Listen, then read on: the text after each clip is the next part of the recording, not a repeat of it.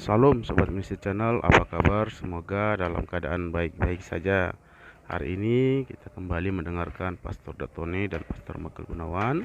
Pastor Datoni berbicara tentang apa yang harus kita lakukan agar dapat bertahan dalam melewati masa-masa krisis, masa-masa kritis dalam kehidupan kita. Mungkin dengan cara ini mampu membuat kita melewatinya dengan baik. Jangan lupa like, komen, dan subscribe. Mari kita dengar selanjutnya. Tuhan Yesus memberkati. Salam. Banyak orang bilang sama saya, Pastor, saya mau mendengarkan prestasi gitu, tapi saya nggak punya uang. Ya, banyak orang lagi hari-hari ini ngalamin masalah keuangan, banyak orang lagi ngalamin sakit, dan lebih banyak lagi bukan hanya sakit secara fisik, tapi mereka itu sakit mental, Pak. Mereka sampai stres, mereka sampai depresi, mereka sampai ngalamin begitu banyak tantangan di dalam pikiran mereka. Nah, menurut firman Tuhan gimana Pak Daud? Yang itu namanya lagu lama kaset baru. Nah, bagaimana? Gini ya, ada suatu pendidikan yang harus dirubah. ya, Pendidikan yang harus dirubah untuk anak kita dan diri kita.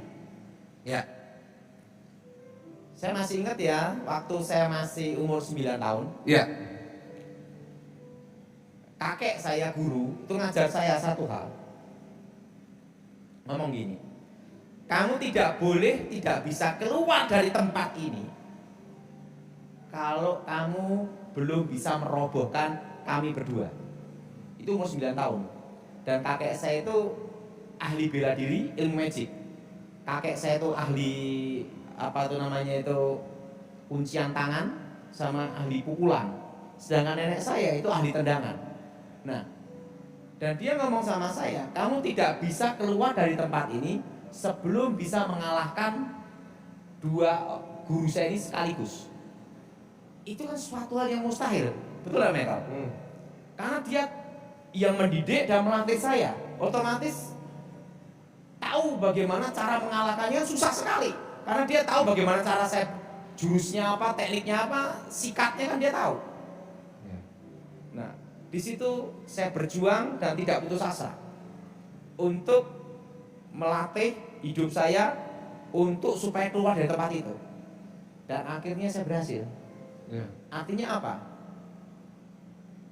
Kita ini terlalu banyak mudah, hidup kita itu tidak mengalami kesukaran yang berat. Misalnya cara mendidik anak. Orang tua tidak mau repot, anak dikasih game. Menurut Michael itu benar apa tidak? itu bukan solusi sih Pak. Anak-anak jadi ketagihan. Bukan hanya solusi. Ya. Nanti anak-anak itu nanti mudah menyerah pada keadaan. Oh ya.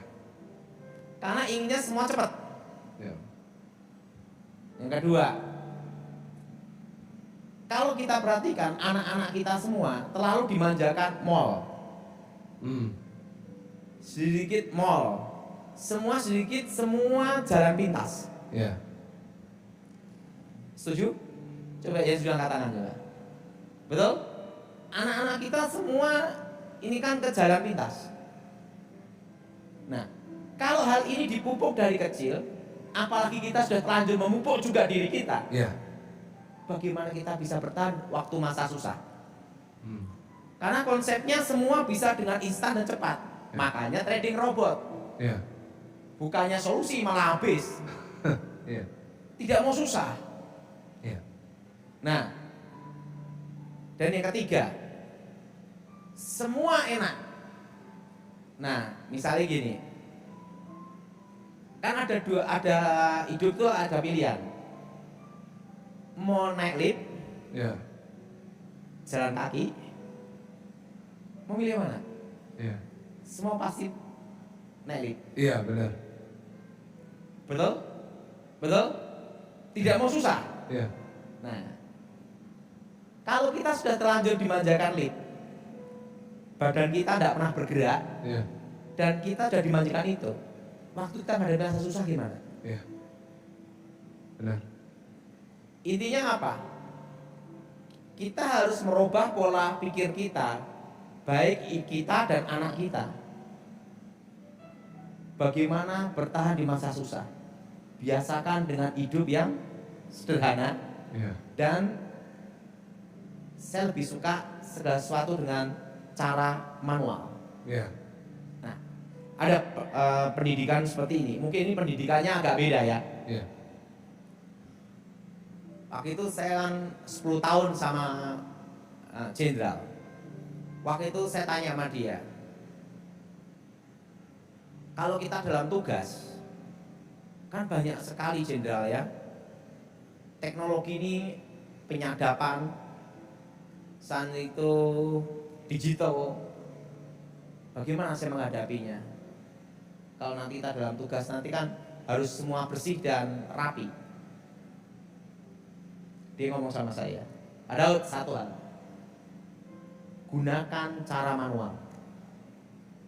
Jadi usahain dalam hidupmu, Pak Daud, sampai akhir hidupmu, lakukan cara-cara manual. Iya. Sekarang gini,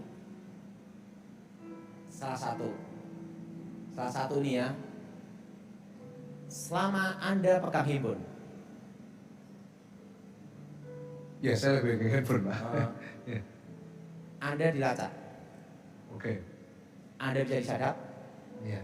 Penyadapan ada berbagai macam, baik dari jalur frekuensi suara, baik dari itu seluler, Iya. titik lokasi, titik koordinat.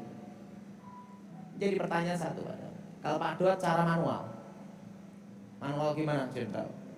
Tidak pakai sama sekali, Iya. bisa ngaca enggak orang? Artinya apa? Manual itu paling aman. Iya.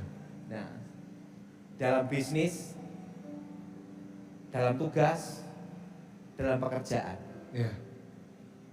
walaupun itu repot, Iya. gunakan cara manual. Iya. Dan sampai sekarang saya lakukan dengan cara manual. Iya. Seperti ini, orang ada namanya enggak mau repot, tanda tangan aja pakai, Oh, fingerprint. Iya. ada semua kan ya, Iya. canggih semua. Iya. Segala sesuatu yang canggih, digital, Iya. pasti bisa direkayasa, Iya. bisa dimainkan. Iya. Betul? Iya. Betul? Iya. Nah, dan dia ngomong sama saya,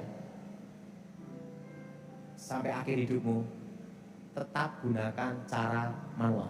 Iya. Menurut mereka gimana? Iya. Tapi rasanya nggak ada yang perlu ngelacak saya, Pak. Jadi nggak apa-apa. Mungkin kan, Nggak, ini kecuali orang penting gitu ya. Dan dengan pengalaman Iya, hidup. pengalaman. Iya. Artinya apa? Banyak orang kan tidak mau susah, Iya. Benar. makanya dia pakai ini. Iya. Input. Iya. Ada satu pelajaran kata-kata gini. Iya.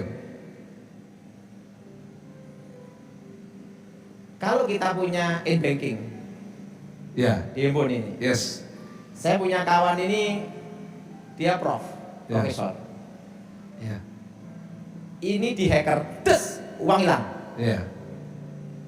Gimana melapornya? Iya. Nah, dia ngomong, Pak Daud, paling aman itu ya Pak Daud. Loh, kenapa? Kalau saya kan ngambil uang harus pakai ATM. Iya, Pak. Kedua harus ngambil di bank, Iya. tidak pakai e-banking. Iya, Pak. Nah, memang itu ribet dan tidak enak ya, Iya. tapi itu paling aman. Iya. Nah, saya sarankan sama saudara, bagaimana memupuk supaya kita Iya. bisa bertahan. Iya. Belajar mau ribet dulu, Iya, mau susah. mau susah. Iya. Supaya belajar tekun ya, Pak. Iya. Saya ingat Yakobus pernah nulis kayak gitu. Berbahagialah kamu jika kamu jatuh dalam berbagai pencobaan karena itu menimbulkan ketekunan. Itu mungkin yang Pak Iya. maksud ya, Pak, ya? Dan saya sendiri pun didik anak juga seperti itu. Iya. Nah, memang kalau melihat saya didik anak kan, kadang orang lihat, wah ini terlalu keras, terlalu ekstrim. Iya.